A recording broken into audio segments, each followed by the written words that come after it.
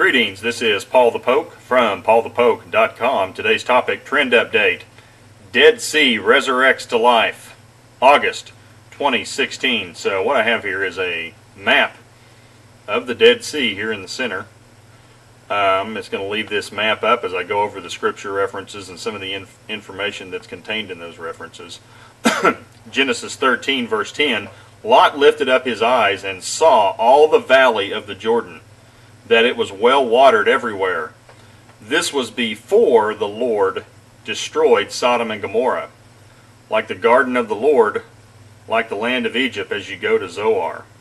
So the Dead Sea is believed to be the home of Sodom and Gomorrah. And so I'm going to point down here to the southern tip of the Dead Sea and just follow the cursor. The southeastern tip of the Dead Sea is believed to be the location. And so in the past, it was not a barren desert and wasteland as it is today. This area was compared to the Garden of Eden in Genesis 13. And the Hebrew grammar makes the point the area was well watered everywhere. Now, destruction of Sodom and Gomorrah is estimated to be around 2000 BC with God's judgment. So this area has been literally dead for approximately 4,000 years. And if you're curious about details regarding the destruction of Sodom and Gomorrah, check out Genesis 19 for details. You know, second scripture reference would be Ezekiel 47 verses 8 through 10. And he said to me, this water flows toward the eastern region and goes down into the Arabah and enters the sea. When the water flows into the sea, the water will become fresh. And wherever the river goes, every living creature that swarms will live, and there will be many fish. For this water goes there, that the waters of the sea may become fresh, so everything will live where the river goes.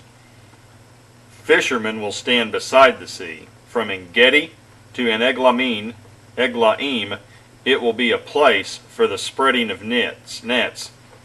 Its fish will be of very many kinds, like the fish of the great sea. And so the context and location of these verses in Ezekiel is the promised future temple in Jerusalem. And Jerusalem is located straight west of the northern tip of the Dead Sea. And the water is flowing from beneath the temple, the future temple, in Jerusalem during the reign of the Messiah, which I believe to be Jesus. And so this is another scripture example of a future temple, where a future temple is promised in Jerusalem. And the water will flow from Jerusalem to the east. It has to go to the Dead Sea. Now currently in 2016, there's no river from Jerusalem to the Dead Sea. Now the Jordan River, north of the Dead Sea, is the only water source to the Dead Sea. And the reason there's so much salt and mineral activity is because there's nowhere for the water to go. They've trapped all the water and all the sediment and salt and minerals build up. So, you know, looking at the looking at the Ezekiel 47 verses, these verses are stating the water of the Dead Sea is so incapable of life, it's beyond sick. And in today's world, you know, in late summer 2016, the Dead Sea is 10 times saltier than the oceans. But life-giving water from Jerusalem, from Jerusalem to the east, will heal and resurrect the Dead Sea. So there are two towns mentioned in these verses.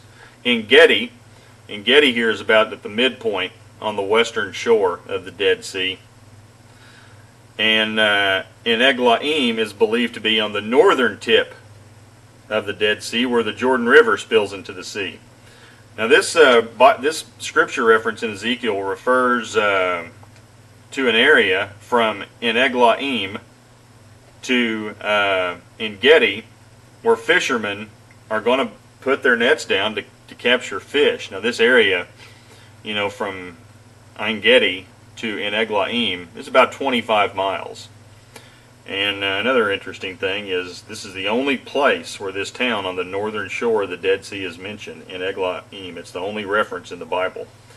But the point is that there will be ridiculous amounts of fish to be caught by fishermen on the shores, spanning about 20 to 25 miles, and it will be as diverse as the Great Sea. Well, that's in reference to the Mediterranean Sea off to the west.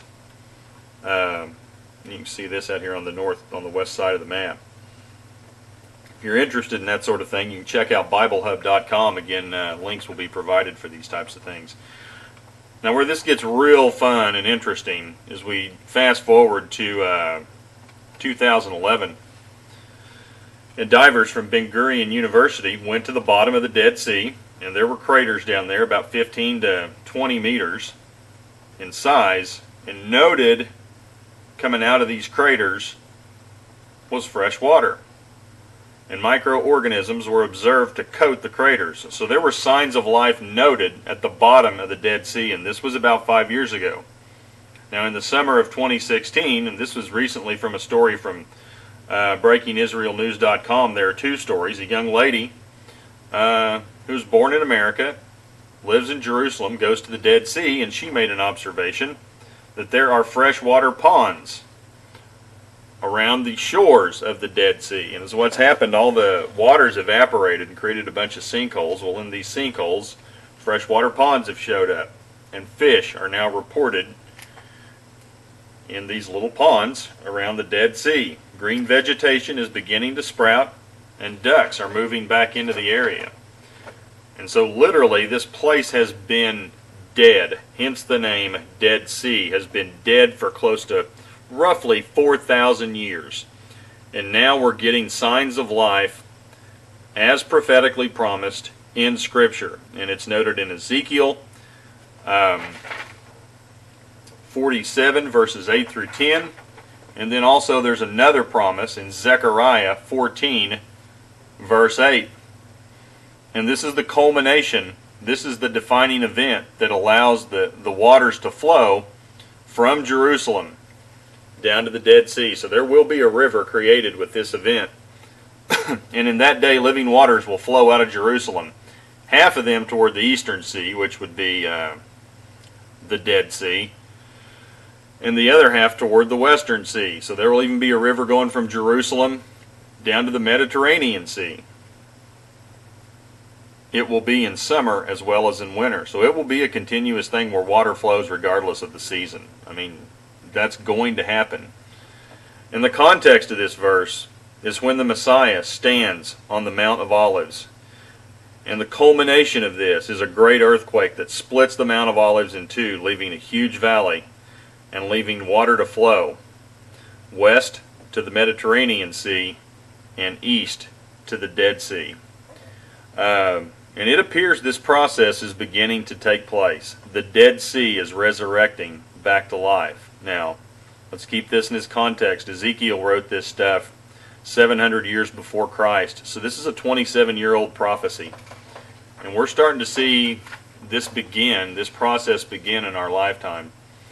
Now, the Dead Sea has been just that for 4,000 years. It's been dead. So do what you want with this information, but it does make you wonder how much longer before somebody drops out of the sky and returns to planet Earth.